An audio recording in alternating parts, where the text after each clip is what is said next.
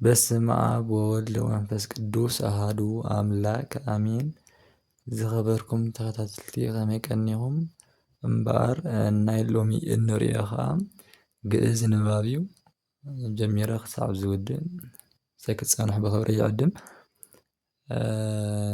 ናይ 81 መጽሓፍቲ ንባባት 4 እዮም። ንሳቶም ከዓ ተነሽ፣ ሰያፍ፣ ተጣይ፣ ወዳቂ ይበሃሉ። ናይ ቤተ ክርስቲያንና 81 መጽሓፍቲ ኣለዋ ማለት እዩ።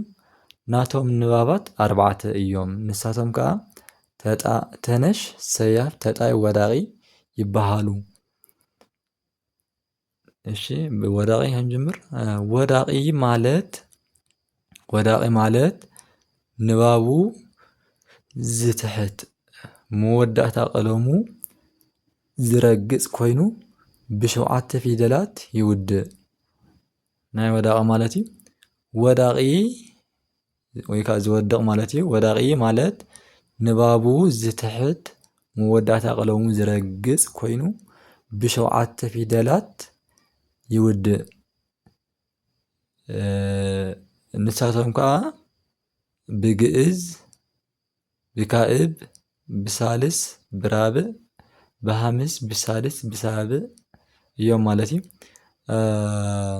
ብግእዝ ክንርኢ ከለና ኣሃደ ይብል ማለት እዩ።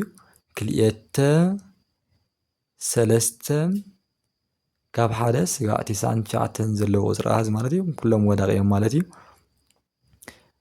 ብካእብ ከዓ ቤቱ ቱ ካእብ ማለት እዩ። እዚ ደ እተ ዘሎ ግእዝ ማለት እዩ። ደ ግእዝ ዱ ካእብ ኢልና ንኸዶ ማለት እዩ። ካእብ ከዓ ቤቱ፣ ዘመዱ፣ ዝንቱ፣ ኣራቱ፣ ብእሲቱ፣ ክልኤቱ ከም ዝበለ ማለት እዩ። ብሳልስ ኖላዊ፣ ቀዳሲ፣ ናዝራዊ፣ ዜናዊ ኢሉ ንባቡ ትሒቱ ቀለም መወዳእታ ቀለም ዘሎ ከዓ ይረግጽ ማለት እዩ። ብራብዕ ደብተራ፣ ነዋ፣ ሙስና፣ ጥኢና፣ ቴሎግና፣ ፍና፣ ዜና ይብል ማለት እዩ። ብሓምስ ይቤ፣ ሙሴ፣ ቅዳሴ፣ ውዳሴ፣ ሃራሴ ይብል ማለት እዩ። ብሳድስ ዝ ጥራይ ንበይኑ ማለት እዩ። ዝ ጥራይ ንበይኑ ዝ ክብለኩም ከለኹም በይኑ ጥራሕ ዘይኮነ ዝረግጽ ተኾይኑ ማለት እዩ። ዝ መጺኡስ ዝረግጽ እንተኾይኑ ማለት እዩ። ንኣብነት ዝ ውእቱ እንተኢልና ዝ ይረግጽ ኣሎ ማለት እዩ። ዝ ውእቱ ዜባርኮት ዝብል ኣሎ። ዝ ኢሉ ይረግጽ ኣሎ። ዝ ወዳቂ እዩ ማለት እዩ። ካልኣይ ከዓ ወበእንተዝ ንኣብየኪ ኩልነ ዝብል ማለት እዩ። ወበእንተዝ ኢሉ ዘሎ ወዳቂ ማለት እዩ። ወእምዝ ዳግመ ይርከብከ ወእምዝ ኢሉ ዘሎ ወዳቂ ማለት እዩ።